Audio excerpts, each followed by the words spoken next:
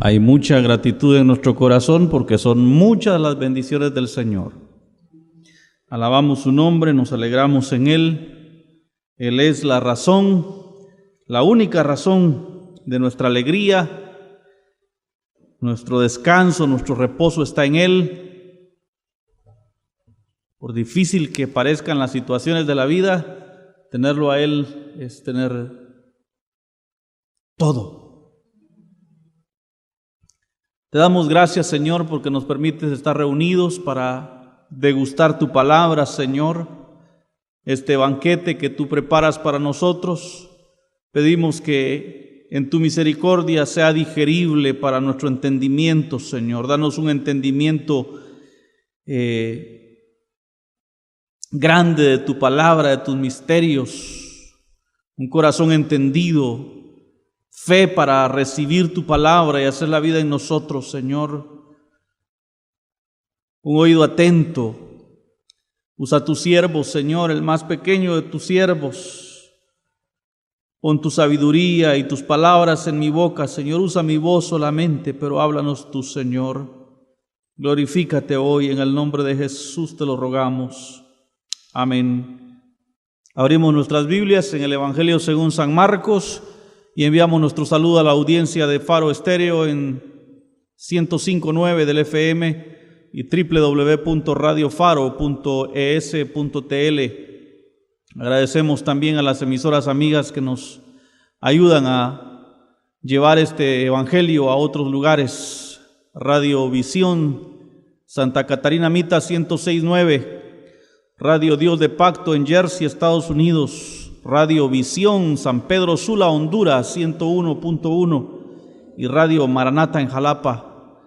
El saludo afectuoso para toda esa audiencia y a los hermanos que a través de YouTube o a través de El Buen Pastor TV escuchan palabra de Dios.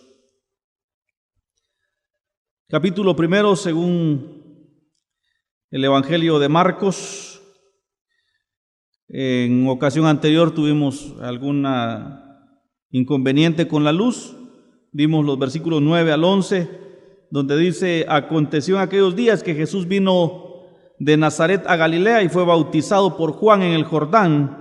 Y luego, cuando subía del agua, vio abrirse los cielos y el Espíritu como paloma que descendía sobre él. Y vino una voz de los cielos que decía: tú eres mi Hijo amado, en ti tengo complacencia. Voy a hacer un breve resumen, quizá comentar algunas cosas y luego pasamos a lo siguiente. Les decía en esa ocasión de algunas situaciones que se han dado por confundir y una de ellas hablábamos del Espíritu Santo. El Espíritu Santo solo una vez vino en forma de paloma sobre una persona y fue sobre la persona de Jesús. Anda un apóstata, Guillermo Maldonado, en este momento ofreciendo la unción de la paloma y sueltan palomas adentro de la iglesia, que las palomas defequen sobre los hermanos y dicen que eso es la unción del Espíritu Santo. Digo, hermanos, desde este púlpito yo he denunciado que Cash Luna, que Guillermo Maldonado, que Harold Caballero, yo he denunciado abiertamente desde este púlpito y hoy se están manifestando estas cosas. Cada poco, hoy ya se habla de citaciones al juzgado del señor Carlos Luna por sus business con Roxana Valdetti. Lo hemos dicho y lo sostenemos. Yo sé que de pronto me meto a problemas con los seguidores de estos apóstatas, los han vuelto sus ídolos. En vez de seguir a Cristo, hasta pelean por un predicador de estos. Pero necesitamos nosotros hacer la diferencia. El reformador Martín Lutero dijo en algún momento: saber la verdad y no contender en contra de la mentira es ser parte de la misma. En otras palabras, nosotros tenemos que decir la verdad y denunciar toda mentira. Para eso nos llamó el Señor. Por eso dice el apóstol Pablo a Timoteo: exhorta, reprende cuando insta a Timoteo a predicar la palabra, instruye, dice, educa a través de la palabra. El otro aspecto que quería hacer notar de estos 3 versículos es el hecho que en el Antiguo Testamento el Espíritu Santo venía sobre las personas en un momento dado, en una circunstancia dada, y hacía uso de las personas para algún propósito. Decía un Sansón que en un determinado momento el Espíritu Santo de Dios le da una fuerza sobrenatural para echarse al hombro una puerta de bronce que pesaba no sé cuántos ciclos de bronce. Y hermanos, una cuestión sobrenatural. Pero luego lo vemos que le sacan los ojos y que porque no había en él tal poder. Por ahí algunos dicen que en el pelo y que alguien guardó los pelos de Sansón y que hizo una peluca y todas esas historias, ¿va? En realidad, mis hermanos, el poder está en Dios. Y yo decía en ocasión anterior que a veces los predicadores se atribuyen a sí mismos el poder y se anuncia gran campaña de sanidad y milagros con el evangelista fulano. Y les digo yo, ¿y a cuenta de qué? O sea, si Dios quiere, sana a la gente, y si no, no. Eso que venga de Puerto Rico, que venga de Miami, que venga de República Dominicana, no le da más poder. Quien hace la obra es Dios. Y nosotros tenemos que entender esto, que el Espíritu Santo de Dios vino a nosotros una vez y no se va de nosotros. Y ese entender que no se va de nosotros es el entender y el recibir la promesa del Señor que dice: yo estoy con vosotros todos los días hasta el fin del mundo. Ahora ya no vivo yo, el Espíritu Santo vive a través de mí. El Espíritu, yo solo soy materia, solo soy carne. Pero estoy aquí para hacer los deseos del Espíritu que mora en mí. De mi voluntad no estuviera yo aquí. Quien me trajo es Él. Es Él el que pone el querer y el hacer. De su voluntad usted no hubiera venido a la iglesia esta noche. Bien, es que a mí me dieron ganas. No, es que las ganas se las puso el Espíritu Santo de Dios. Y le dio las fuerzas también. Nada depende de nosotros.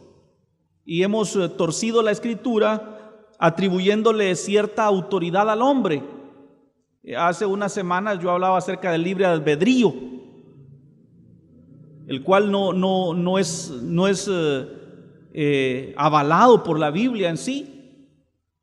Al final es Dios el que nos salvó, no por obras de justicia que nosotros hubiéramos hecho, sino por su misericordia. Él es el que hace la obra. Si algo hay en su vida que usted necesita cambiar, no lo va a cambiar usted. Mejor pídale a Él que lo haga, porque Él es el único que puede hacerlo. Muchos con orgullo, con jactancia dicen: yo de la noche a la mañana dejé el guaro, yo no necesité toma, yo no necesité nada, yo soy aquí, yo allá. Y cuando usted usa ese yo, está destronando a Jesucristo. Dele toda la honra y toda la gloria y toda la alabanza a Él. Lo que usted puede hacer, lo que usted es, lo que usted tiene, todo es Él. Le hemos quitado su soberanía a Dios. Hablar de un libre albedrío hablaría de un Dios que no es soberano. Él hace lo que quiere, y lo cantamos hace un ratito. Jesús es el Rey soberano. ¿Usted entiende lo que significa la palabra soberano? ¿Sí entiende ese concepto o no? La soberanía de Dios dice que Él es, al final de cuentas, el de todo. Él tiene el control. Nosotros padecemos de los nervios.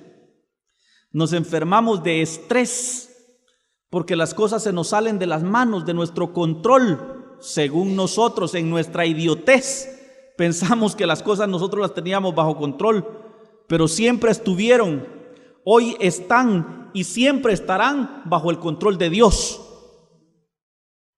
De ahí que Santiago dice: ay de vosotros que decís mañana iremos, traficaremos, compraré aquí, venderé allá y luego regresaré. Ay, dice, de vosotros, porque deberíais de decir, si Dios quiere.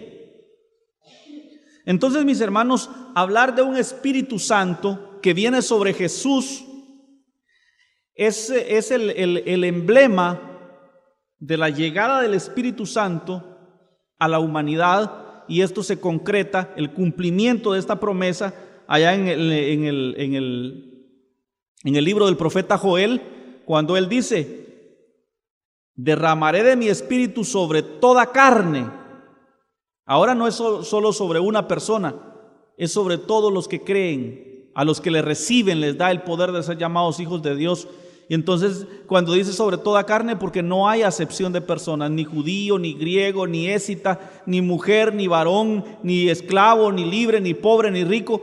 El Espíritu Santo es para todos y viene a morar en tu corazón cuando tú lo recibes como tu Salvador personal. Ahora, vale la pena decir que hay gente que levanta la mano y no sabe lo que está haciendo. Y no reciben a Cristo, forman parte de la iglesia.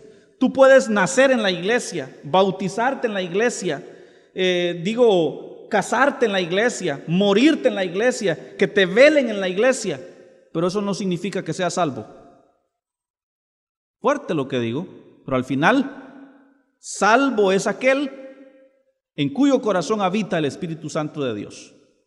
Y entonces las iglesias reclutan gente y traen gente, y yo les he dicho que hacen para las campañas gafetes y dice consejero, ujier, y ponen a las muchachas bonitas de consejeras para que jalen a los muchachos que andan ahí en las... ¿No quisiera usted aceptar a Cristo? Bien, dicen los muchachos, y le echan el brazo a la muchacha y lo llevan al frente y ora, pero no aceptó a Cristo, aceptó la echada de brazo de la chica. Viceversa, ponen a muchachos, a los más galanes de la congregación, de la sociedad de jóvenes, a jalar a las patojas que están ahí, y las traen al frente y las hacen hacer una oración, pero no han recibido a Cristo. Recibieron la echada de brazo. Quien quita y logre quedarme con ella, con él.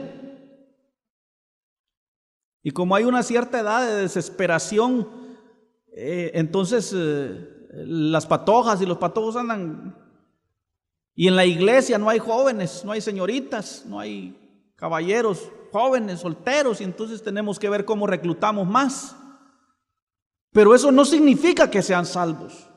Y entonces la iglesia hace campañas de avivamiento para que se derrame la presencia del Espíritu Santo. Claro, como no lo han recibido, hay que buscar la manera de que lo reciban. Pero si usted lo recibe con fe, desde el momento en el que usted acepta a Cristo como su Salvador, Él viene a morar en su corazón. El Espíritu Santo viene a morar en su corazón. Y entonces se arma un show y los ponen en fila y dice: vamos a orar por ustedes, vamos a ministrar para que reciban el don del Espíritu. Y cierren los ojos, a ver, diga conmigo, repita, y la música bonita ahí, ven Espíritu, ven. A ver, dígalo conmigo, levante sus manos con sus ojitos cerrados, ven, y empieza aquella manipulación y empieza la gente a caer con esto, lo otro. Y hermanos, los frutos del Espíritu son amor, gozo, paz, benignidad, bondad, paciencia, mansedumbre, templanza. Y contra estas cosas no hay ley. Quien ha recibido a Cristo evidencia esos frutos. Y le dicen a usted: la evidencia del Espíritu es hablar en lenguas. Y hablan en lenguas dentro de la iglesia, pero afuera salen a volar lengua de su hermano. Y entonces no han nacido de nuevo. El Espíritu Santo de Dios no mora en ellos y lo que tienen es un show. Solo vienen a presumir de que son la gran santidad y no son nada. El Espíritu Santo de Dios vino sobre Jesús una vez en forma de paloma, vino sobre la iglesia primitiva una vez en el Pentecostés, y viene sobre el cristiano cuando éste recibe a Cristo como su Salvador. Versículos 12 en adelante. Y luego el Espíritu le impulsó al desierto, y estuvo ahí en el desierto 40 días y era tentado por Satanás, y estaba con las fieras, y los ángeles le servían. Mire, qué tremendo, porque ahora vemos al Espíritu Santo actuar de una manera en la que muy pocas veces reconocemos. Dice que ¿quién llevó a Jesús al desierto? El mismo Espíritu Santo, a donde fue tentado por Satanás. ¿Sabe que Dios es el que permite que seamos probados? ¿Sabe que la Escritura dice que no menospreciemos la disciplina del Señor, porque el Señor, el Padre, al Hijo que ama, disciplina? Que ese problema que usted está pasando es porque Dios está moldeando su carácter. ¿Por qué sufren los cristianos? Sería la pregunta. Porque a Dios en realidad no le importa tu salud. Qué fuerte. No le importa tu economía. Wow. Tanto como le importa tu alma. Si es necesario tenerte pobre para que lo busques, te va a tener pobre.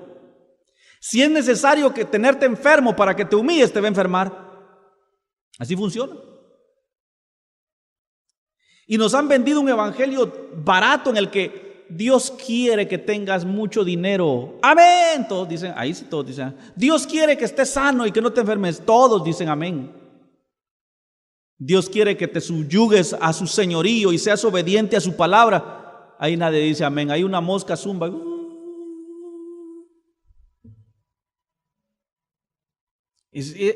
Porque nos han enseñado un evangelio distinto. Mire, a Jesús el mismo Espíritu lo llevó al desierto para que el diablo lo tentara. ¿Cómo la ve? No dice que Dios tentó a Jesús, pero sí dice que Dios a través del Espíritu lo llevó al lugar donde había de ser tentado. Así que cuando eres tentado, tienes que saber que Dios está permitiendo que seas tentado. No te tentó Dios, pero sí Dios permitió que seas tentado para probar, para medir, para pulir tu carácter. Que ese problema que hoy estás pasando, que esa situación que ahora te aflige, tiene un propósito definido de parte de Dios. Hubo un apóstol Pablo que le viene un aguijón de la carne, dice la Escritura. Y dice claramente, dice el apóstol Pablo, para que la excelencia de las revelaciones que él había recibido no le fuese motivo de exaltación, me fue dado un aguijón en la carne, dice. Pablo estaba consciente que había sido puesto en tal desventaja para que no se enorgulleciera. Seguramente dentro del carácter de Pablo existía orgullo y Dios quería controlar ese orgullo. Mire, uno de los peores pecados es el orgullo. ¿Por qué fue destronado Satanás del cielo? Por orgulloso. Dice que él dijo, yo soy bonito. El orgullo gay dijo que era. Y quería que le hicieran caravana, carroza, y entonces dijo, la gloria es para mí porque yo soy el más bonito de todos. Y cuando la gloria del Dios Altísimo dejó de ser reflejada en Satanás, Satanás fue el más feo de todos. Porque lo bonito que nosotros tenemos es la gloria de Dios sobre nosotros. Hermanos, toda prueba, toda dificultad, toda situación que venga a tu vida no se ha salido del control de Dios. Es parte del propósito de Dios para moldearte, para hacerte a su manera. De tal manera es que aún a Jesús llevó al desierto para ser tentado por Satanás. Así dice aquí. Y dice que las fieras le hacían compañía. Y a ustedes se imaginaron a todas sus vecinas, a sus primas y familiares. No, las fieras se refiere a las bestias del campo que habitan en el desierto, seguramente hienas, chacales, no sé, pumas. Habían ahí, pero los ángeles de Dios le servían. Hermano, cuando tú eres tentado, cuando tú eres probado, hay ángeles de Dios a tu lado echándote porras. No sé si me escuchó. Cuando usted está pasando una dificultad, cuando usted está enfermo, cuando usted está llevando una crisis en sobremanera, está siendo probado en su carácter y en su fe, hay ángeles de Dios echándole porras y ayudándole a salir adelante. Amén. Así es. Jesús fue llevado al desierto por el Espíritu para ser tentado, pero no estaba solo. Ahí en medio de las fieras del campo habían ángeles que le servían.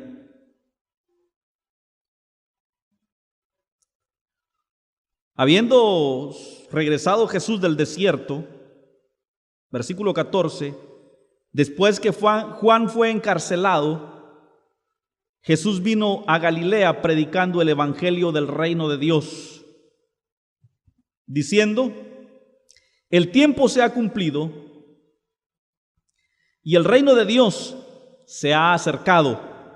Arrepentíos y creed en el evangelio.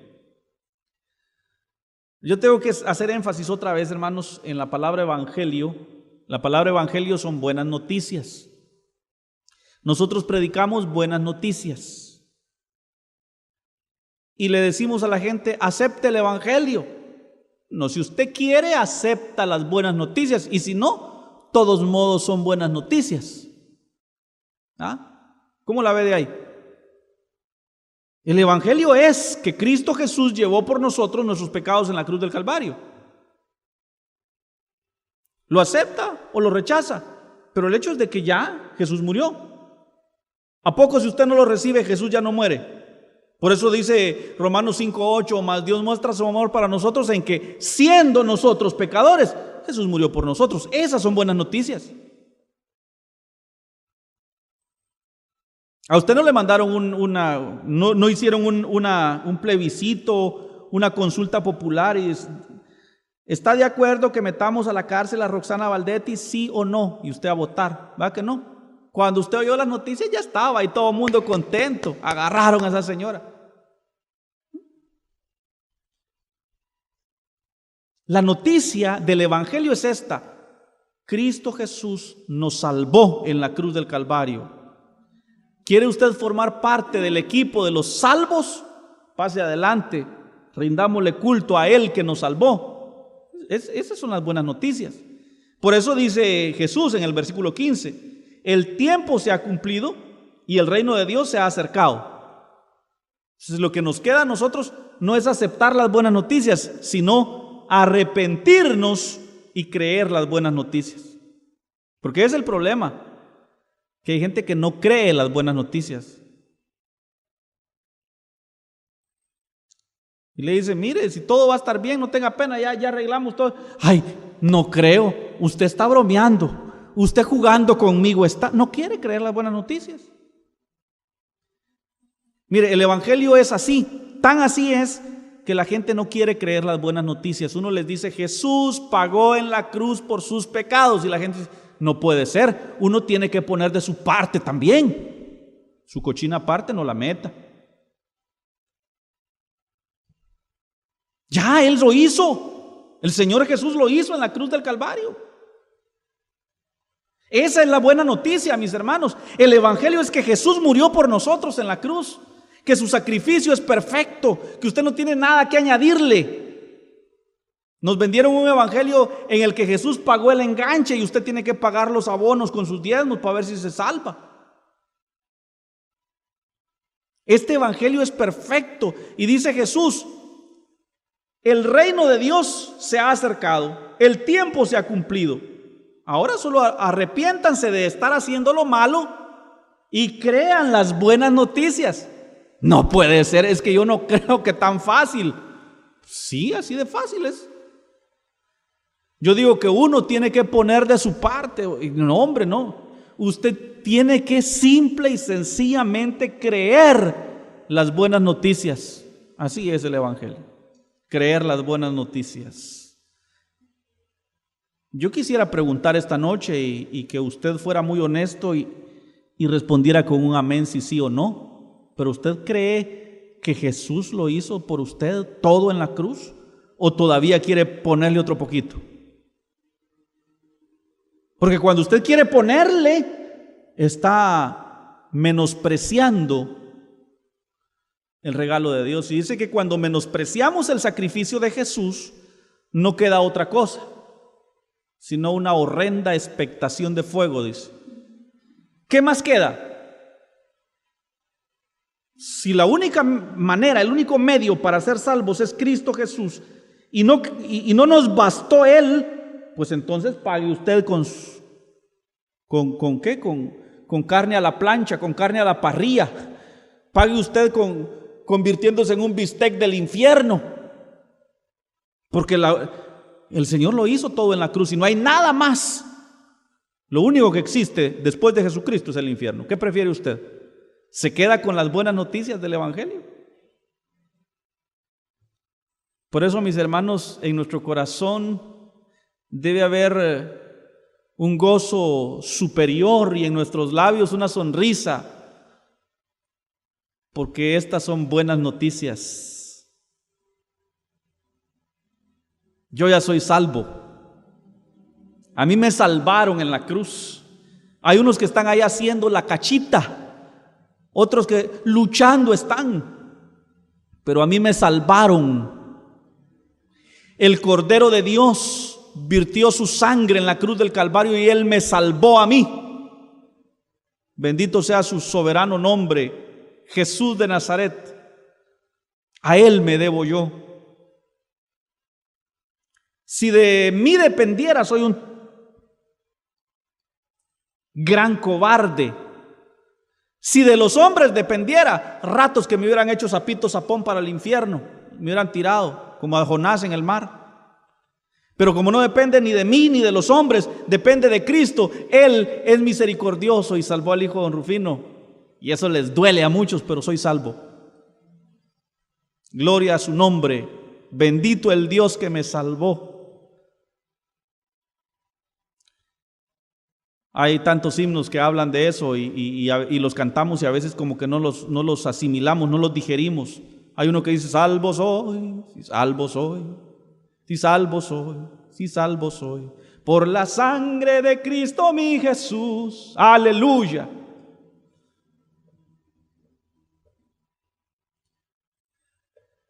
Y así una cantidad de himnos que hablan de la seguridad de la salvación. Miren, mis hermanos, quiero decirles algo bien importante y es el hecho que la salvación es un bien del cual los que lo hemos recibido tenemos que estar seguros.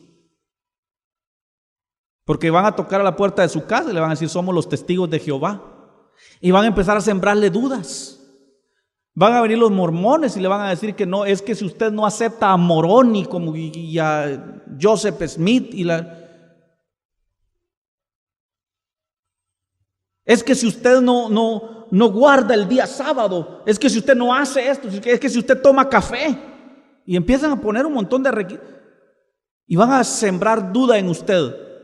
Es necesario que usted esté plenamente convencido del evangelio, de las buenas noticias, de que a usted lo salvaron en la cruz y que no necesita a nadie más que a Jesús.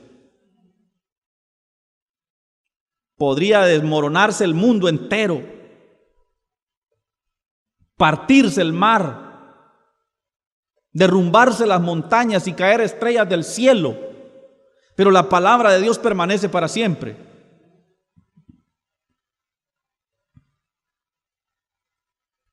Es importante, mis hermanos, que cada uno de nosotros estemos plenamente convencidos de que Él nos salvó a nosotros, que ya somos salvos, que ya estuvo pues, ya tranquilo, el Señor lo hizo, ya no más carga, ya no más culpa, Él la llevó en la cruz del Calvario, Él la llevó en la cruz del Calvario.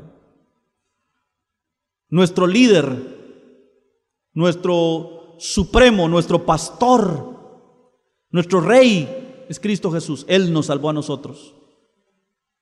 El hijo de don Rufino podría fallarle a usted de mil maneras, porque soy humano, falible, pero el que murió por usted no falla. Si yo lo hubiera salvado a usted, a lo mejor le hubiera vendido gato por liebre, le hubiera vendido un sopilote descuartizado en vez de una gallina. Pero como Jesús no miente, esa es la diferencia, hermano. Y todos los seguidores de Cash Luna y todos los seguidores de Guillermo Maldonado, al descubrirse sus mentiras, ¿qué van a hacer? Pero a Jesús no hay cuando descubrirle mentira alguna, porque Él es perfecto, Él es santo, Él es justo. Por eso es que nuestra salvación es segura, porque está fundada en Cristo, Él es la roca. Esa es la diferencia, hermanos. Si la salvación mía estuviera fundada en mis buenas obras, también fracasaría, porque soy humano y fallamos. El más correcto de los hombres falla, pero Cristo Jesús no va a fallar. Hermanos, la salvación, dice Jesús, luego que Juan fue encarcelado, vino a Galilea predicando estas buenas noticias. ¿De qué se preocupan, muchachos? Aquí está este pecho para sufrir la lanza. Aquí están estas manos para llevar los clavos. Eso es lo que Jesús hizo. ¿De qué se preocupan ustedes? Crean en esta promesa. Fíjese, a ellos les prometía morir por ellos. Y nosotros, que ya murió y resucitó, y todavía nos hacemos los difíciles. El reino de los cielos se ha acercado. Solo existen dos pasos a dar: arrepentíos de vuestros malos caminos y creed en Jesucristo. Ese es el camino. Ahora, arrepentimiento implica conversión, cambios. Y uno hace lo que puede, hermanos. En su debilidad humana uno hace lo que puede. Pero es importante que sí exista arrepentimiento, dolor aquí en el corazón por haber hecho lo malo. Usted puede ser el más chalambreado de los hermanos de la iglesia, pero con dolor en su corazón por la triste realidad de su humanidad y mucha fe en que Cristo Jesús, muy a pesar de lo que usted es, Cristo Jesús le salva. Gracias te damos, Señor, por este evangelio que nos has dado en Cristo Jesús. La salvación eterna del alma, no por obras de justicia que nosotros hubiéramos hecho, sino por tu misericordia, por tu sangre, mi Dios. Gracias, Señor, que quisiste tomar nuestro lugar en la cruz. Gracias, Señor, porque ese sacrificio y esa sangre derramada y ese castigo recibido son suficientes para mí. Yo puedo decir con toda solvencia que soy salvo, porque no me salvo a mí mismo, ni me salvó un hombre, me salvó la sangre del Cordero bendito de Dios, a quien honramos, glorificamos y amamos en esta noche. En Cristo Jesús oramos. Amén.